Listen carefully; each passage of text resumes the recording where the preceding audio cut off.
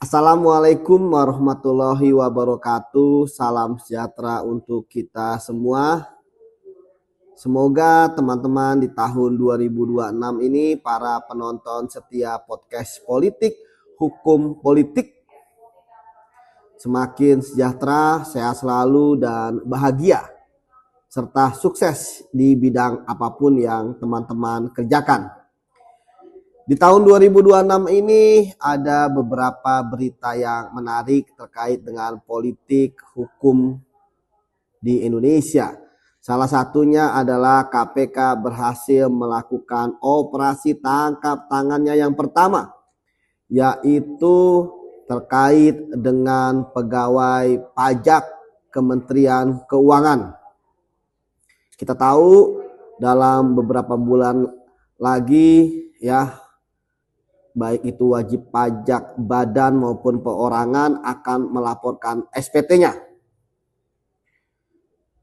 Dan KPK berhasil melakukan OTT dengan menangkap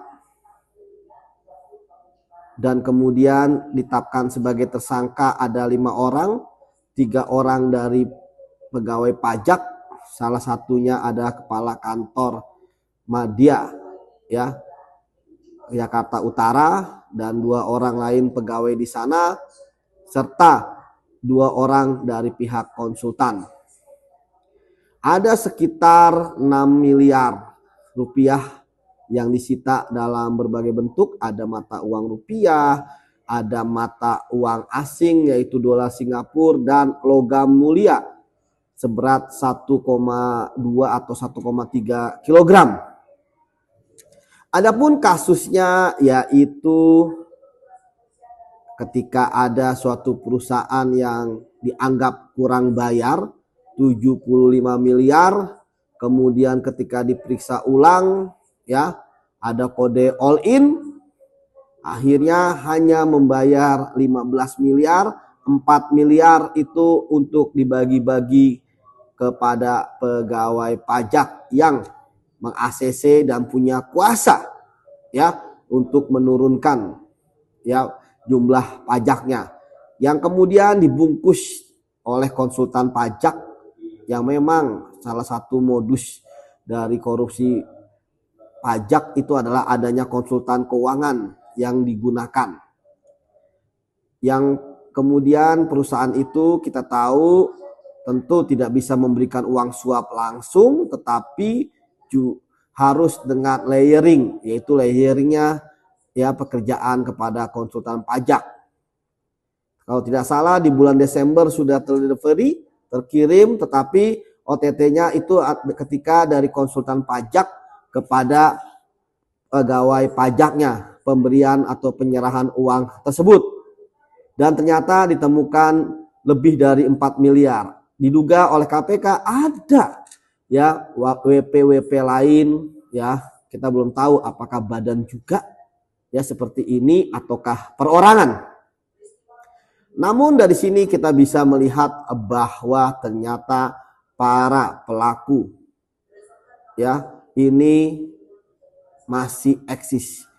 Mafia pajak masih ada. Padahal sudah ada penggantian ke Menteri Keuangan Pak Purbaya yang sangat-sangat disanjung oleh publik. Di Direktorat Pajak sendiri, Dirjen Pajak di Direktorat Pajak sendiri, Dirjen Pajaknya itu adalah Pak Bimo ya, yang dipercaya oleh Presiden gitu ya. Kemudian ternyata di bawahnya masih ada, padahal sudah diancam-ancam untuk dibersihkan. Tapi ini adalah bagus ya, OTT ini bagus ya untuk bersih-bersih, karena orang-orang ini pertama udah gajinya besar ya, kemudian ternyata masih korup.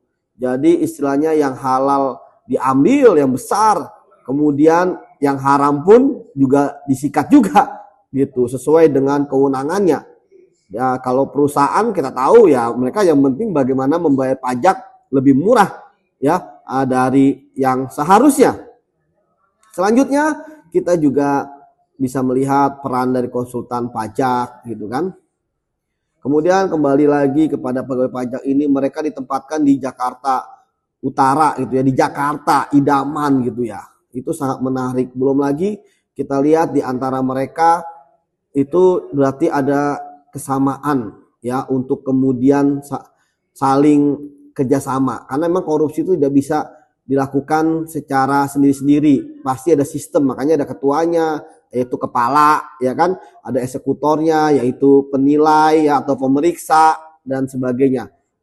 Saya berharap KPK mengembangkan kasus ini untuk kembali lagi bersih-bersih pajak, karena sebelumnya kan kasus-kasus kita tahu ada Rafael Alun, ada Angin Prayitno, ada Gayus gitu ya, dan beberapa kasus lain selama saya di KPK, artinya mereka tidak pernah kapok. Karena ini adalah terkait dengan kewenangan mereka. Jadi kita berharap bahwa ya kasus ini ya ini jangan sampai berhenti di sini ya. Kalau memang ada ke atas segera sikat saja, ke bawah, ke samping, yang penting bersih-bersih pajak, karena ini merupakan pesan dari Presiden Prabowo yang ingin supaya ya kebocoran-kebocoran dalam keuangan negara itu hilang, karena butuh banyak kita uang untuk pembiayaan ya proyek-proyek pemerintah ya, termasuk MBG. Jadi sekali lagi ini juga merupakan upaya kita untuk ya optimalisasi penerimaan negara. Sementara kalau sudah terjadi, yaitu kasus yang sudah terjadi, yaitu bagaimana memulihkan aset dari koruptor. Demikian, kita berharap sudah tidak ada lagi mafia pajak, dan kita percaya Pak Purbaya dengan adanya kasus ini, beliau akan semakin gencar membersihkan internal pajak ya, dan Kementerian Keuangan pada umumnya.